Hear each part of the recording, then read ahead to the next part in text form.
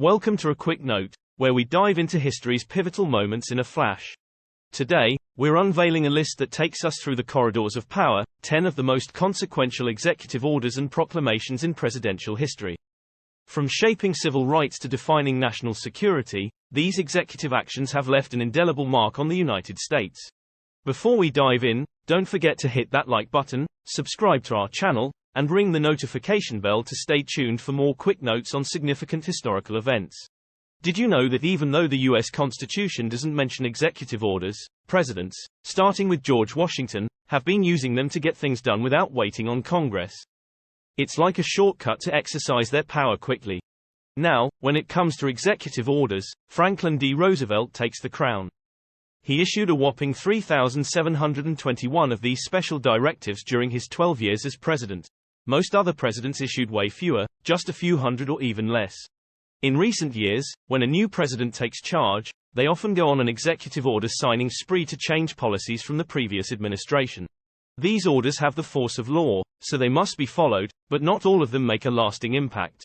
However, there have been at least 10 executive orders that really shook things up and changed the way America works. They're like the game changers in the history books. 1. The Emancipation Proclamation, 1863. When Abraham Lincoln dropped the historic Emancipation Proclamation bomb on January 1, 1863, the Civil War got a whole new mission, ending the shameful practice of slavery in the United States. Now, here's the twist. The Emancipation Proclamation didn't exactly pull the plug on slavery. Lincoln declared that folks enslaved in Confederate states are, and henceforward shall be free, but left those in border states hanging without the same promise. But here's the cool part. Lincoln invited formerly enslaved folks to join the Union Army and Navy. Around 200,000 black soldiers jumped on board, ready to rock and roll. So, while the Emancipation Proclamation didn't completely kick slavery to the curb, it sent a loud message. It basically said, hey, freedom for enslaved folks in the South. That's on the table, but it's tied to a Union victory. It added a moral punch to the already messy and bloody conflict. The real superhero move came in 1865 with the 13th Amendment. That's the document that officially slammed the door on slavery in America. 2. Funding for the Manhattan Project, 1941. Before the U.S. jumped into World War II after the Japanese attack on Pearl Harbor in 1941, President Franklin D. Roosevelt was already gearing up for action. In fact, months earlier, in 1940, he dropped Executive Order 8807 like a bomb to set up a government squad overseeing scientific research for defense tech. This order gave birth to the Office of Scientific Research and Development, and with a bag full of cash, they kicked off the super-secret Manhattan Project. Now, this wasn't your average science experiment. It was all about building nuclear weapons. Back in 1939, FDR got wind that German scientists were cooking up a bomb with insane destructive power. So, American and British scientists got busy figuring out how to split uranium atoms, aka nuclear fission. After the green light from Executive Order 8807, FDR quietly gave a nod to the Manhattan Project. It was a massive team effort with over 130,000 people on the job, and it cost a cool $2 billion back then, which would be around $29 billion today. Talk about a pricey but crucial project that played a big role in shaping history. 3.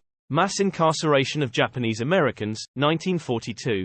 Let's shine a light on one of the darkest moments in American history. February 19, 1942, just 2 months after the Japanese attack on Pearl Harbor. President Franklin D. Roosevelt steps up with Executive Order 9066, giving the U.S. Secretary of War the green light to mark out military areas and kick out anyone from there. Now, here's the gut-wrenching part. Over 120,000 Japanese Americans, many of them born and bred U.S. citizens, got the boot from their homes. Where did they end up? Well, the government set up these places called relocation centers, but let's be real, they were more like concentration camps. They slapped together 10 of these centers, where they basically imprisoned Japanese Americans, men, women, and kids, in far-off places, dealing with some seriously rough conditions. The last of these camps finally shut down in 1946.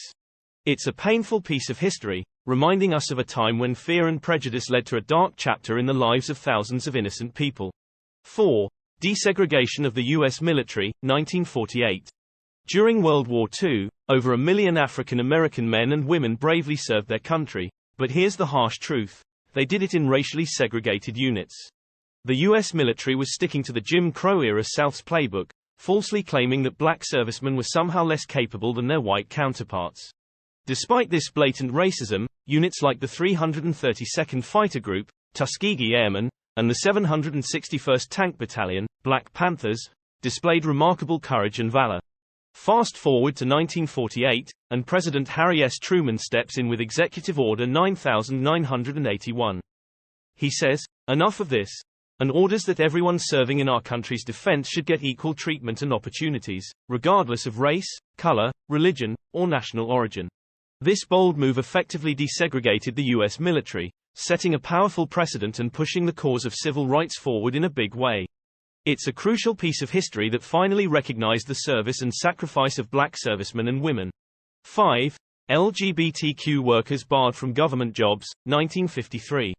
After World War II, there was a surge in anti-communist fervor led by figures like Senator Joseph McCarthy, aiming to kick suspected communists out of the U.S. government in what we now call the Red Scare. Strikingly, these same politicians unjustly targeted gay and lesbian government workers, making false claims that they, too, posed a threat. Since being homosexual was still considered a crime in the 1950s, they argued that LGBTQ workers could be blackmailed by communists to spill government secrets. Some even argued that being gay made individuals morally unfit for government service. In 1953, President Dwight D. Eisenhower solidified years of discrimination with Executive Order 10450. This order labeled sexual perversion, a veiled term for homosexuality, as a legitimate reason to deny someone a job or fire a federal government employee. Shockingly, this discriminatory ban lingered until 2017 when President Barack Obama finally lifted it with Executive Order 13764. The unjust targeting of LGBTQ workers as anti-American during this era is now recognized as the Lavender Scare. It's a dark chapter in history that reminds us of the struggles for equality and acceptance. 6. National Guard deployed to desegregate public schools, 1957. In 1957, just 3 years after the groundbreaking Brown v. Board of Education ruling by the U.S. Supreme Court, the governor of Arkansas, a staunch supporter of segregation, dug in his heels against desegregating the all-white Central High School in Little Rock. When 9 black students attempted to enroll, they were met with resistance from members of the Arkansas National Guard, who blocked their way while an angry crowd hurled insults and spit at them. This dramatic episode, starring the courageous Little Rock 9, grabbed national headlines. Despite not being a fervent advocate for civil rights, President Dwight D. Eisenhower, a man of military background who valued law and order, took action. He issued Executive Order 10730, giving the green light to deploy both the National Guard and active duty military to ensure the enforcement of federal and state court orders for the desegregation of Arkansas schools. Thanks to these armed officers, the Little Rock 9 were escorted to class, marking a pivotal moment in the fight against segregation. 7. Creation of the Peace Corps, 1961. In his inaugural address on January 20, 1961, President John F. Kennedy delivered a memorable call to action for all Americans. Ask not what your country can do for you, ask what you can do for your country. During his campaign, JFK extended a similar challenge to his young supporters, urging them to contribute to the cause of freedom by living and serving in developing countries. In a swift move less than 2 months into his presidency, JFK put his words into action by signing Executive Order 10924. This order officially established the Peace Corps as an agency within the U.S. State Department. The response was overwhelming, with thousands of young Americans stepping up to the plate. By the end of 1961, 750 enthusiastic Peace Corps volunteers had already served in 13 countries. Since that groundbreaking year, more than 240,000 Peace Corps volunteers have dedicated themselves to service in 142 countries. Duke's vision turned into a powerful force for goodwill and collaboration across the globe. 8. Affirmative action in government contracting, 1965. The push for equal rights in government contracting kicked off in 1941 when black union leader A. Philip Randolph protested against African Americans being excluded from jobs in segregated war production factories. In response, FDR issued an executive order trying to put the brakes on racial discrimination in the federal government and defense industry. However, discriminatory hiring practices persisted despite the order. Fast forward to 1961, JFK took a step forward with an executive order that required government contractors to actively work towards fair treatment regardless of race, creed, color, or national origin. But it was President Lyndon B. Johnson, as part of his Great Society initiative, who really beefed up affirmative action in Executive Order 11,246. This order handed the Secretary of Labor the authority to enforce anti-discrimination policies in government contracting. Thanks to LBJ's Executive Order 11,246, the Department of Labor estimates that around 20% of the U.S. workforce is now safeguarded against discrimination. It's a significant milestone in the ongoing fight for equality in the workplace. 9. Pardon of Richard Nixon, 1974. On August 9, Richard Nixon took a historic step by hopping onto a helicopter on the White House lawn, making him the first U.S. president to resign from office. Faced with mounting evidence in the Watergate scandal, Nixon opted to step down rather than face impeachment and potential removal by Congress. Gerald Ford, who had only been Nixon's vice president for 8 months, found himself rapidly sworn in as the new president. In a controversial move just a month into his unexpected presidency, Ford decided to issue a full, free and absolute pardon to Nixon, sparing the shamed former president from a criminal trial connected to Watergate. Critics were up in arms, but Ford defended his decision, known as Proclamation 4311. Ford justified his action, stating, "The prospects of such trial will cause prolonged and divisive debate over the propriety of exposing to further punishment and degradation a man who has already paid the unprecedented penalty of relinquishing the highest elective office of the United States." Even decades later, even staunch critics like Watergate journalist Bob Woodward acknowledged the pardon as an act of courage that helped the nation heal, despite it likely costing Ford his political career. It remains a complex chapter in American political history. 10. Creation of the Department of Homeland Security, 2001. Just a month after the shocking terrorist attacks on September 11, 2001, President George W. Bush took swift action by signing Executive Order 13,228. This order gave birth to the Office of Homeland Security within the White House, with the inaugural director being Tom Ridge. Their mission? To craft and coordinate a national strategy for facing a new breed of security threats.